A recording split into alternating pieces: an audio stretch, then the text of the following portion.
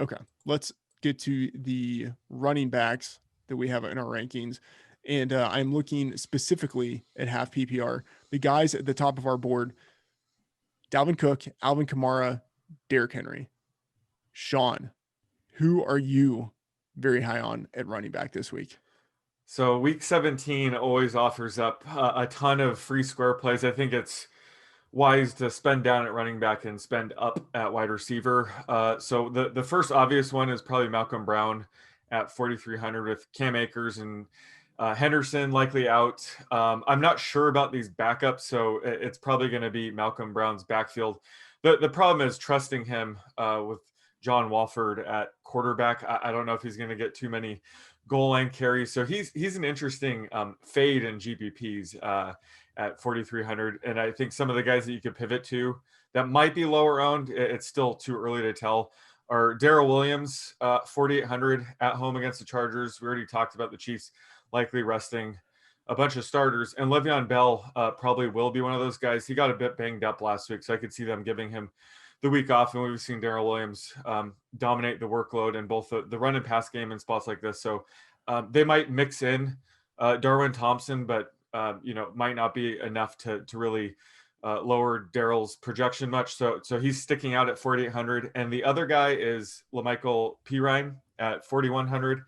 That they wanted to evaluate him for next season and beyond, but he got banged up, so they let Frank Gore run wild for the past few weeks. But now that Frank Gore's expected to miss, this should be a big Pirine game, and they're facing the Patriots. Have been, giving up pretty big games on the ground. So I love him at 4,100 this week, and what should be a closer game. All right, Raybon, who are you relatively high on this week? Yeah, I like Pirine a lot too. I think like he was the guy for all the reasons Sean mentioned. Like he was the guy that was going to be like that, the guy they were going to evaluate, and then he gets hurt. So I think him at 4,100 is he's a guy that could get 20 touches this week. And another guy is Myles Gaskin for the Dolphins. We keep kind of wondering every week, like, okay, is when he goes out, it's like, is it going to be Ahmed? Is it going to be a split? And Gaskin really sees control of that backfield once again with the 2 touchdowns through the air. So like him at 6,500 as a guy who's going to get a pretty full workload as well. Yeah, with you there, especially on Gaskin. He's really impressed whenever he's been healthy. I'm going back to the Jeffrey Wilson great performance last week, a career best performance, 22 carries.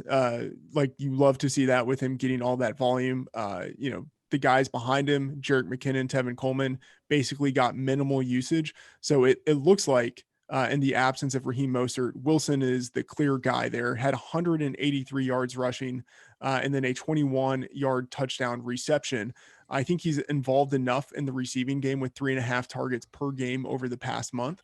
No Deebo Samuel, no Brandon Ayuk. So I think that the 49ers will rely on the running game a little bit more than usual. So I'm expecting a lot of Jeffrey Wilson in week 17. Sean, who are you low on? Well, for week 17, I'm always a bit cautious about running backs on teams with nothing to play for. You'll have to wonder why they would run up some of the touch counts on some of these guys like Josh Jacobs. But the one guy that I'm worried about is David Johnson at home against the Titans, who have plenty to play for. He's 6,800, and Duke Johnson might return this week, which would kneecap his David Johnson's receiving usage, which has been off the charts the past 2 games. He ran around 76% of the time in week 15, and then 86% of the routes run last week. So any hit to that would really rob his value. Now, having said that, if Duke Johnson is out, then I'm very interested in David Johnson again. But that's one of those things we'll have to wait and see. But if Duke Johnson returns, I'll be fading DJ at this price. Yeah, hear you there. Right now, I am projecting it as if Duke Johnson is out. And so that means that David Johnson is pretty high up in the rankings. But as you say, it's a very fluid situation that we're going to have to monitor throughout the week. Raybon, who are you low on? I feel like this, I say this every week now, but from a DFS perspective, Nick Chubb, you look at Chubb and he's the 5th highest priced running back on DraftKings. and he's going against the Steelers. Yes, the Browns have something to play for. We'll see about their receivers, but I think Chubb has just been a little overvalued, ever since that big run in the middle of the season. And if you look at our Fantasy Labs models, he's the only running back priced in the top 8 that doesn't have a ceiling projection on DraftKings of at least 20 points. And that's because, number one, the Steelers have been excellent against running backs in the pass game. And Chubb, he's not going to be a huge factor, but they are allowing the fewest schedule adjusted yards to running backs in the pass game, but they're also number 5 in rush DVOA. So, we've seen, this Browns offense, it's not as automatic like, Chubb's smash spot the way it was earlier in the year. So I just think he's a little overpriced here, considering we're going to have a bunch of value open up with different rest situations. 7,600 is just a lot to pay for Nick Chubb here. All right. A guy I am low on is J.K. Dobbins. Good matchup, explosive runner. He has a touchdown in 5 straight games, but he left last game with a chest injury. So that is something to keep an eye on. And of course, he's splitting the work with Gus Edwards. And that really is the big factor going against him. Edwards has actually been more productive on fewer opportunities over the past month.